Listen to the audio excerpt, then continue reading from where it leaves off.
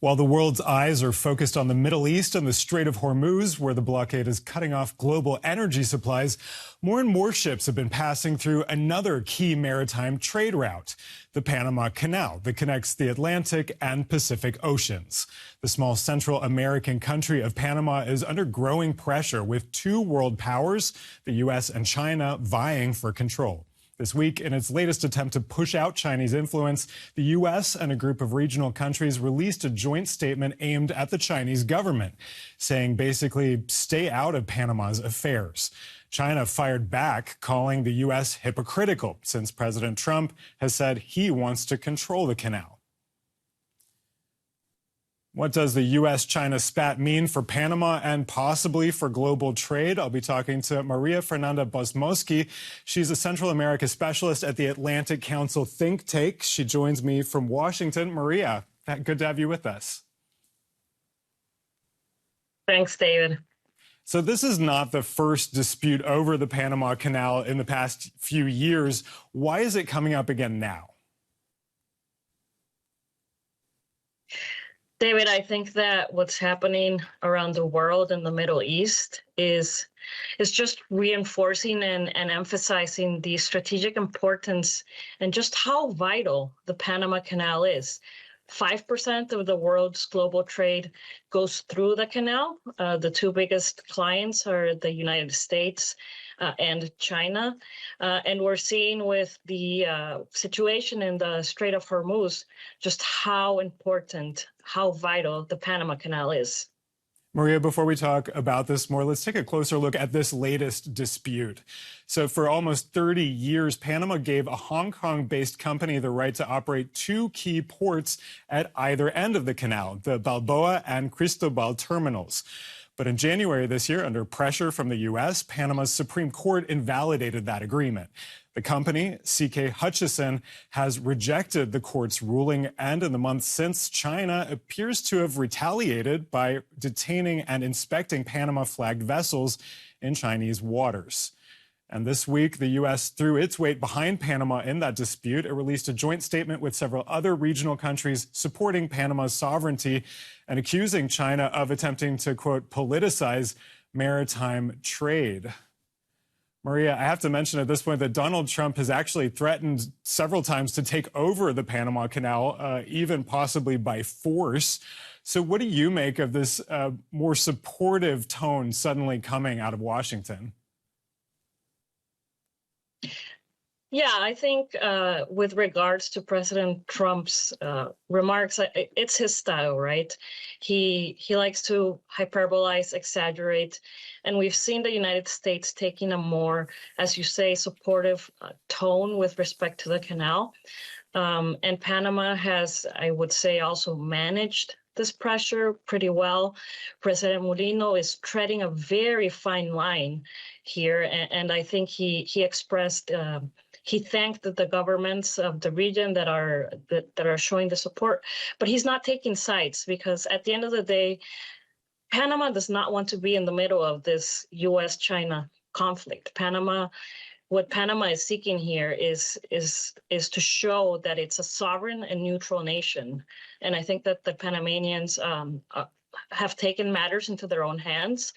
And the revision of those contracts, the Cristobal and Balboa contracts, was not because of the United States pressure. There were the General Comptroller had expressed some concerns over an audit that showed that the Panamanian government was losing up to billions of dollars because of revenue that it wasn't seeing. These tensions between China and the U.S. that are flaring up now over the Panama Canal, is this something relatively new as of the Trump era, or has this been going on for longer? I think that the canal, just again, given how it's such an important global artery of trade and commerce, attention and focus has always been there. But this administration has really turned up the volume, so to speak, on the Chinese rhetoric. Concerns over Chinese influence across Latin America and the Caribbean, not just Panama, have existed for years. It's concerns over Chinese influence in strategic critical infrastructure. And just think about it. Let's say that the canal's like a house and the ports are doors. You don't need to, quote unquote, control or be inside the house to have influence.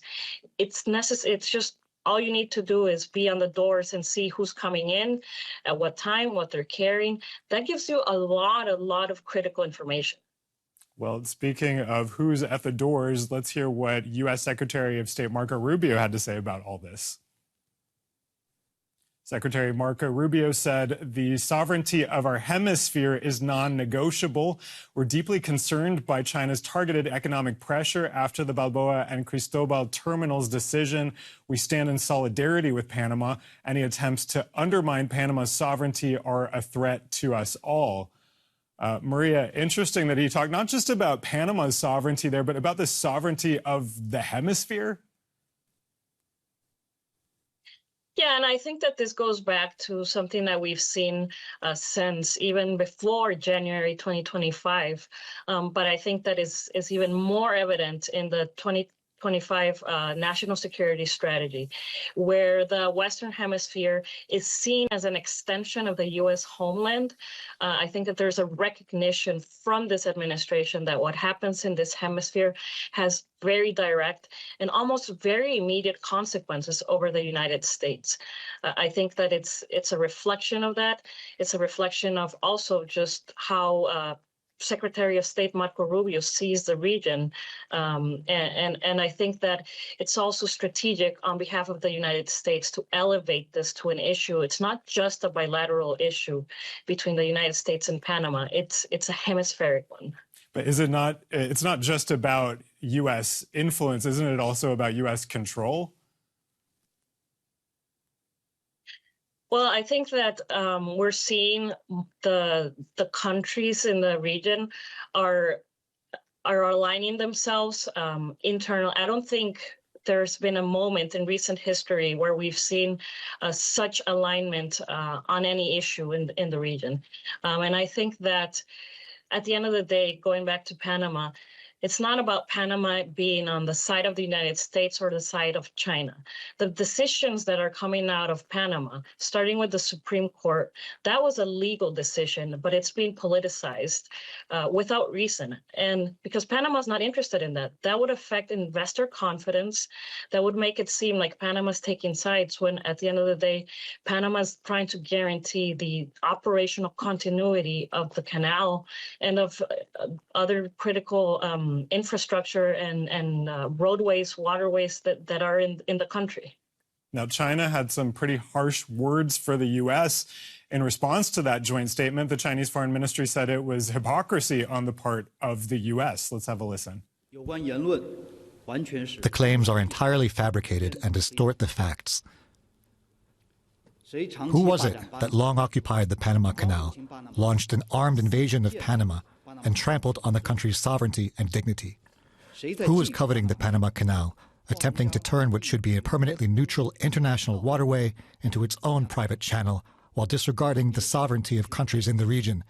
The answer is self-evident. Maria, how seriously should we take this statement by the Chinese Foreign Ministry and with it also statements by the U.S., by Donald Trump, that he does want the U.S. to fully control the canal? I think it's important to emphasize that the canal is operated by Panama. The independent Canal Authority of Panama has over 9,000 engineers that are Panamanians. Yes, certain ports are operated by foreign companies, but at the end of the day, the canal is operated by Panama, is controlled by Panama. There is no foreign influence per se in those operations. And I think that that's important to keep in the context of, the Carter-Torrijos agreements, where it was decided that the canal would remain neutral. And I think, again, that Panama has done a good job in this complex global context of keeping that neutrality. The U.S. did control the Panama Canal for most of the 20th century. Actually, are Panamanians worried about these threats coming from Washington? I think that the Panamanians, and with good reason, are sensitive about conversations surrounding the neutrality of the canal. We saw what happened, but at the end of the day, I think that the government has done a good job of with the independent Panama Canal Authority. It's a sensitive issue for sure, but I don't think that Panamanians are really concerned that there would be any sort of military incursion or any kind of forceful takeover of the canal when there has been no sort of, let's say, transgressions on the Carter-Torrijos agreements. If this dispute does escalate, and for now it is mostly just words, but what would be a scenario in which you could see this dispute escalating? Well, I think that the world depends on the Panama Canal, and nobody wants to see any sort of escalation. Nobody would win in a scenario where there would be any sort of escalation, or, I mean, I don't know what we're talking about, blocking of the waterways, what the passage. That, I think, is a scenario where we're not going to be headed, because it's just not in anybody's interest. But what is evident is just, again, how crucial this canal is, how crucial it is for just, you know, containers and commodity exports and shipping, but also for energy. And again, it's in nobody's interest for this conflict to escalate. Who is it more important to, this canal? Is it more important to the U.S. or to China strategically? Well, at the end of the day, the United States is the #1 client. We're 75%. We look at the 2024 annual reports from the Panama Panama Canal Authority. We see that containers either came from or were destined for the United States. We see that the United States is the #1 client, and I think it could be highly disruptive for our hemisphere. What do you think is going to happen next if you were to put a bet on this? I think that it will fizzle out. I think that both parties have bigger fish to fry, so to speak. And again, I think that this has been a great opportunity for Panama to show that it's a reliable strategic partner, not only of the United States, but of the world. The world depends on the canal functioning without interruptions, without disruptions or escalation of any sort of conflict. So I think that we're going to continue seeing that. María Fernanda Bozmoski from the Atlantic Council, many thanks for your analysis. Thank you. So what do you think? Is this dispute just going to fizzle out, or is the Panama Canal going to be the next Strait of Hormuz? Share your thoughts in the comments. And if you found this video useful, hit like and subscribe for more global news. Thanks for watching.